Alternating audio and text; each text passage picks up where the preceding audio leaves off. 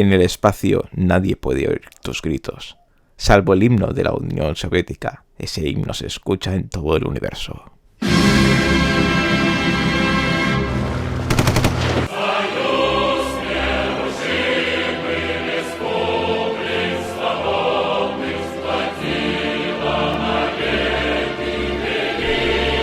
Muy buenas a todos, camaradas, y bienvenidos a Error con soy Sergio Castañero. Y voy a dejar de hacer el acento ruso porque tampoco es para tanto. Y continuando con el especial de Sitges de este año, os traigo la review de Sputnik, la película de Egor Avramenko, que no tengo constancia de que tenga películas previas, y protagonizada por Oksana Akinshina, Fedor Bondarchuk y Pritor Fedorov, en esta que la llaman la Alien rusa. El único superviviente de un enigmático incidente de una nave espacial no ha regresado solo a casa, escondiéndose dentro de su cuerpo una criatura peligrosa.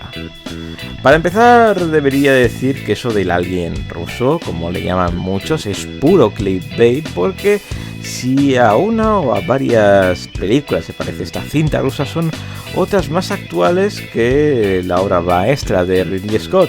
En concreto me recuerda principalmente a Venom, o en su defecto a una precuela no oficial titulada Life, ya que este bicho en cuestión es un simbionte ligado a un huésped, que tendrán una relación muy especial entre ellos, y sobre todo con la protagonista de esta película, que parece muy interesada, el bichejo. También tiene un inicio que recuerda inequívocamente a Gravity de Alfonso Cuarón, con un inicio en el espacio y que suceden cosas que detonarán la trama de la película.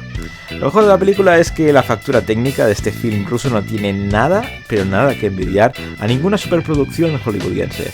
El simbionte aquí, que hace de Alien, luce una maravilla, y cuando aparece puedes notar lo imponente que es pese a su limitado tamaño en un inicio. Los momentos de acción y de ataques del mismo son una gozada que he disfrutado muchísimo. Lo peor es que tiene un exceso de metraje importante. La cinta se centra más en todas las implicaciones que tendría la aparición de este simbionte en la URSS de 1983 que darle protagonismo al alienígena o en sus acciones. Le sobran una media hora de esos diálogos tan redundantes y tan densos que lastran la trama sin aportar, creo que, demasiado a ella. Así que vamos con las valoraciones. En IMDb han conseguido un 6,3, en Metacritic ha conseguido un 61 sobre 100, y en Error vamos a darle un 6 porque tiene una factura técnica impecable, unos efectos especiales que la verdad son dignos de verse en una buena pantalla. Eso sí, la historia y el tempo hace que la verdad esté muy poco aprovechada por un lado y se haga muy pesada por otro. Una pena.